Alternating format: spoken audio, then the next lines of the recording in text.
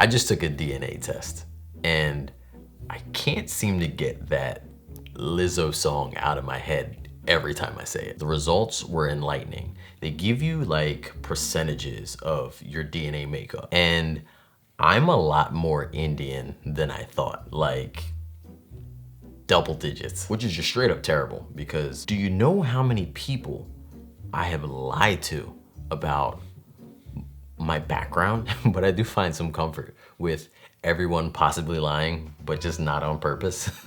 The reason I bring this up is because I feel like some folks may be wondering, is there really a difference between Jamaican curry and Indian curry? A lot of curries from different cultures have overlapping ingredients, especially Jamaicans and Indians. Turmeric, coriander, cumin, those are just a few that you could find amongst both. For Jamaicans, the curry separation comes in with spices like fenugreek, allspice, pimento berries, star anise. These spices are powerhouses and completely change the dynamic of any dish. So it's gonna be important when making this recipe not to settle for just a basic curry powder. When shopping, eyeball the ingredient label for these power players. Another difference to highlight between Indian and Jamaican curries is the absence of a tomato base. So if you know someone who's allergic to tomatoes, or maybe tomatoes are just a little too heavy on the gut, this recipe may be their perfect curry. Titled on my website as Jamaican Lentil Curry, this one is a literal blast from the past as it comes directly from my childhood with a little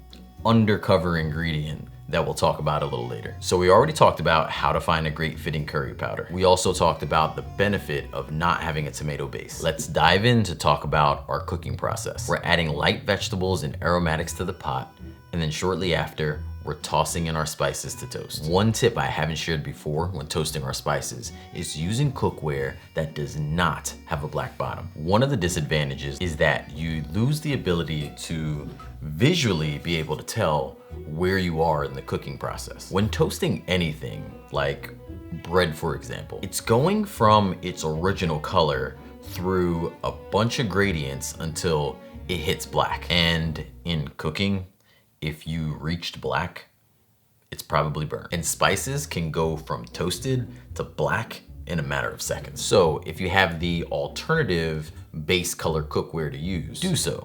Otherwise, pay very close attention while you're cooking your spices, since they can't really talk until they're in your mouth. And then they're like, "You like this, don't you?" That sound so much worse said out loud. Our protein here is lentils. We're using brown, also known as green lentils. You could also swap for black lentils. You would just have a little longer cooking time, but not red lentils, as they are good in other curries if you're looking for something that can be used as a thickener and a protein at the very same time. Another significant flavor enhancer in this recipe is the scotch bonnet pepper. It has its own flavor. It's really hot and has like a little bit of sweetness to it also. If you notice during the cooking process, I kept the entire pepper whole and placed it right at the top like it was a cherry. Believe it or not, that was enough to add substantial flavor and heat into the recipe. If a scotch bonnet pepper is hard to come by where you're from, a habanero is a very close cousin to the scotch bonnet. And it does do a good job in the recipe stepping in, but not this same job. But most local Caribbean markets would carry a scotch bonnet pepper, as it's a pretty big flavor staple in the Caribbean kitchen. If you're just looking for spice in general, a cayenne pepper or even the powder would work just fine. What can we use to replace the coconut milk? Coconut milk is a significant player in this ingredient team because it's not only used as a thickener, but it's also used to smooth out the curry and to sweeten the dish at the very same time. So any swap you use may need some combination in order to include all of that. Probably the most direct route you can go is a plant-based yogurt alternative, as it will be smooth and it'll be sweet, but also it may be a little bit more of a pricier alternative. Blended up silken tofu is another great option,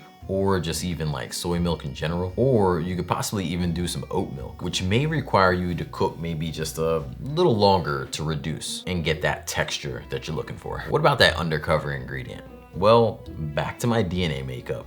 Another huge part of my DNA makeup was West Africa. In my research to create recipes and studying just different cultures and how they apply food, I found that groundnuts, also known as peanuts, are a perennial part of the West African culture and several dishes. So I thought to myself, adding peanut butter may double down on the smoothness, creating this texture that would just levitate its way to the belly, while also enhancing the undertones of the nuttiness we get from toasting our spices earlier in the recipe. I was so excited, I even called my mom, woke her up to tell her, I might have made your curry better. And then I went to sleep with one eye open the entire night. At the dinner table last night, the kids were silent. So quiet, I could hear myself think. That's not normal. This recipe is linked in the description, or you can head right over to my website, makeitdairyfree.com. Thank you so much for tuning in, and I haven't said it in a long time, but I truly appreciate the love and support. Until next Sunday,